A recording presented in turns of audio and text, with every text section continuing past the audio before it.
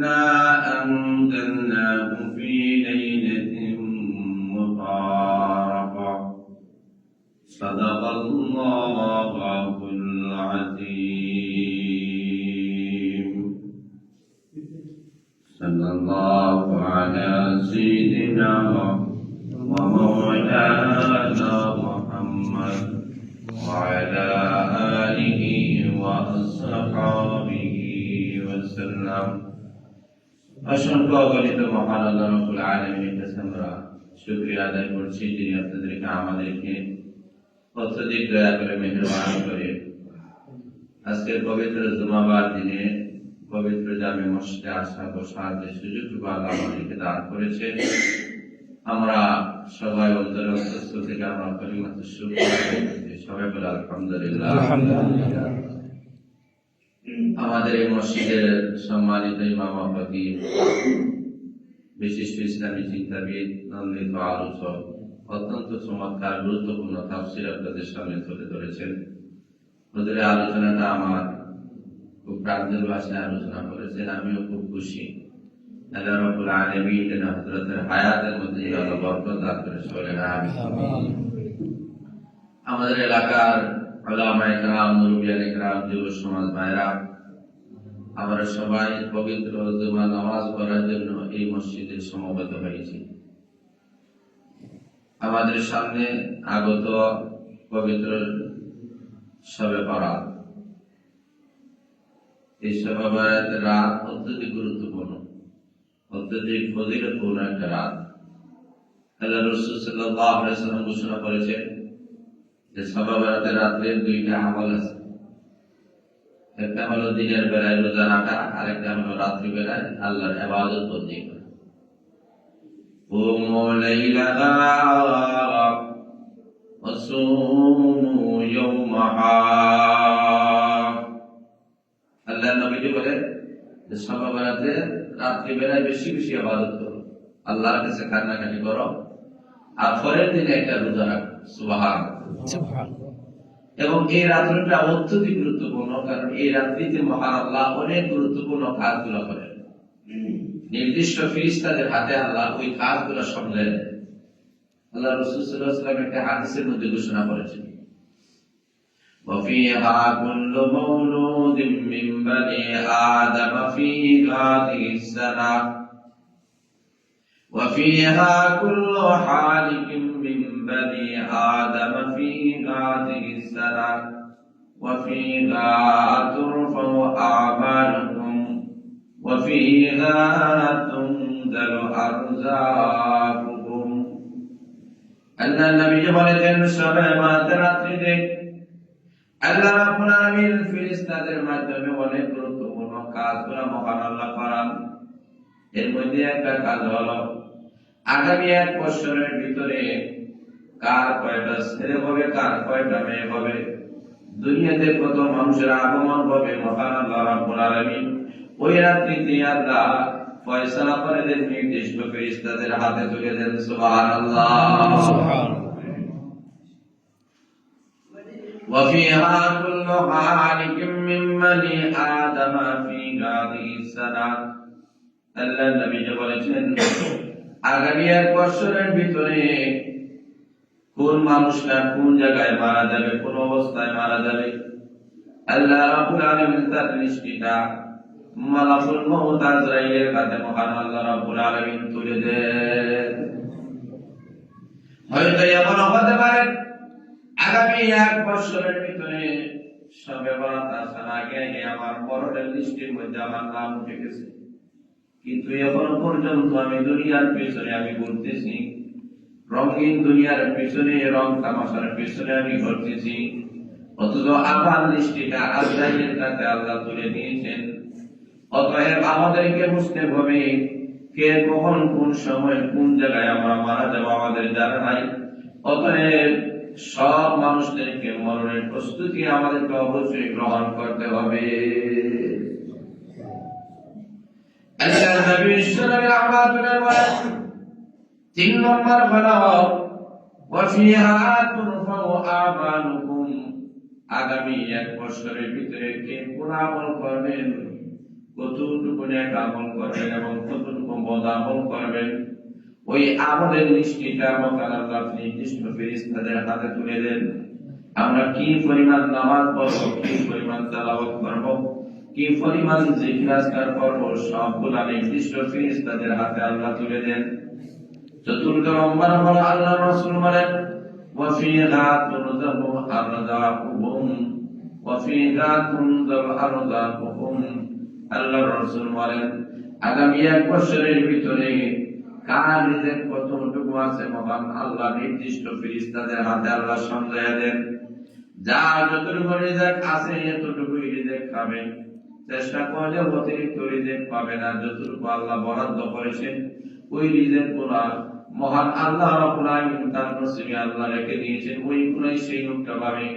আল্লাহ নবী বিশ্বনবী রাহমাতুল্লাহ বলেন আমরা রিজিকের পিছনে আমার করি।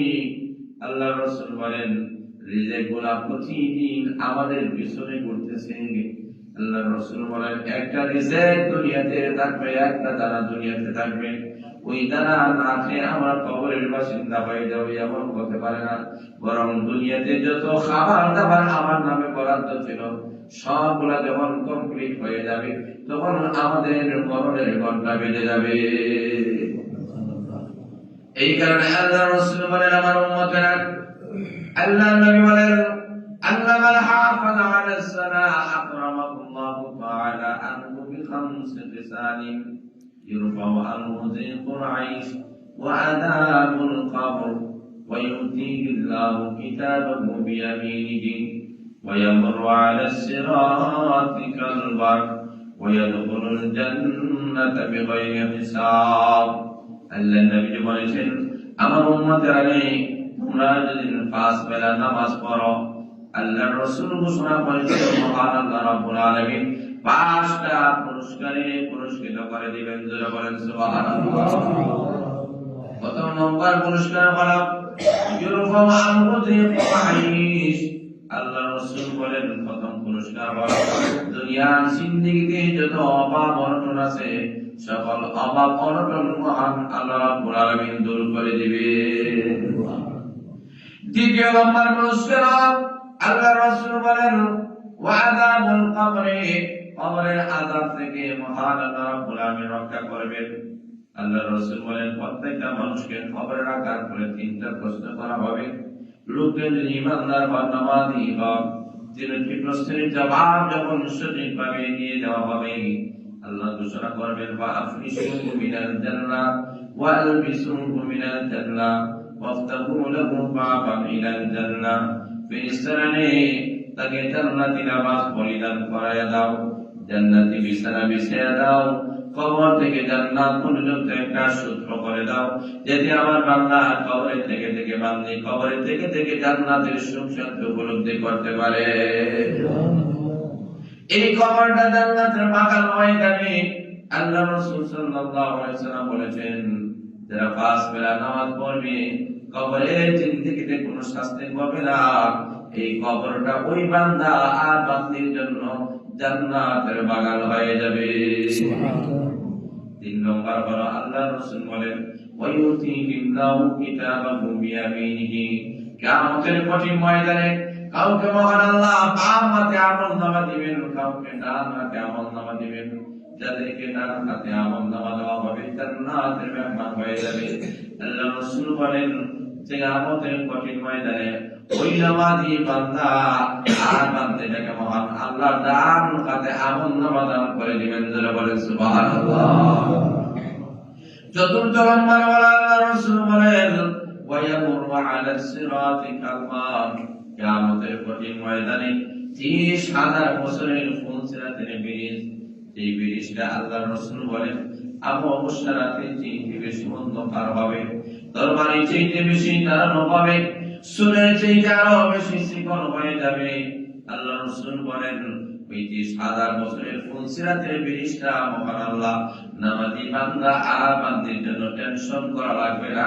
বিনা হিসাবে আল্লাহ রাব্বুল আলামিন বিজলির আগে আগে আল্লাহ রাব্বুল আলামিন পার করে দিবে। সুবহানাল্লাহ।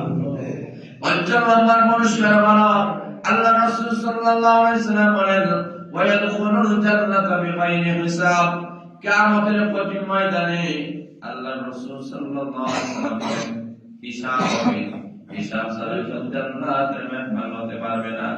আল্লাহর রাসূল বলেন কারো হিসাব সহজ হয়ে যাবে, আর কারো হিসাব হাসরের ময়দানে অত্যধিক কঠিন হয়ে যাবে। আল্লাহর নবী বলেন হাসরের ময়দানে আল্লাহ নবী উম্মতের জন্য কান্নাকাটি করবেন, আল্লাহুম্মা উম্মতি আল্লাহুম্মা উম্মতি। আল্লাহর নবী বলেন হাসরের ময়দানে আমার উম্মতকে রেখে আমি যদি জান্নাতের মেহমান হব না। হাসরের ময়দানে নবীজি যখন কাঁদবেন, আল্লাহ বলবেন নবীজি তায়েফের ময়দানে রক্ত ঝরাইছেন, উহুদের ময়দানে দান্দান মোবারক শহীদ করেছিলেন, এখন আপনি কান্দেন, কান্নার কারণটা কি? আল্লাহ নবীজি বলেন কান্নার কারণ হলো আমার গুনাহগার উম্মতকে আল্লাহ জান্নাত দিয়ে দাও। আমার উম্মত যদি জাহান্নামে চলে যায়, আল্লাহ আমি নবী যদি জান্নাতে যাই, তাহলে আমার উম্মত রেখে তো আমি জান্নাতের মেহমান হতে পারবো না। জোরে বলেন সুবহানাল্লাহ। আল্লাহ রাব্বুল আলামিন আগে বলবেন নবীজি আমি আল্লাহ আপনাকে তো আগেই জানাই দিয়েছি, ওয়ালা সাউফা ইউতিকা রাব্বুকা ফাতারদা। আমি আল্লাহ আপনাকে জানাই দিলাম উম্মতের বেলায় আমি আল্লাহ আপনাকে খুশি করব। নবী গো আজকে হাসরের ময়দানে জানাই দিলাম যে উম্মতের অন্তরে সরিষা দ্বারা পরিমাণ ঈমান রয়েছে, এমন একটা ঈমানদারকে আমি আল্লাহ চিরস্থায়ী জাহান্নামের লাকড়ি বানাবো না। একদিন না একদিন আমার তরি জান্নাতের মেহমান হয়ে যাবে। ওই হাসরের ময়দান অত্যন্ত ভয়াবহ পাবে। এই কারণে আল্লাহ রাসূল বলেছেন ৫০ নম্বর পুরস্কার হলো আল্লাহ রাসূল বলেন ওয়ায়াদখুলুল জান্নাতা বিগাইরি হিসাব। যারা ৫ বেলা নামাজ পড়বেন আল্লাহ রাব্বুল আলামিন বিনা হিসাবে জান্নাতের মেহমান বানায়া দিবেন।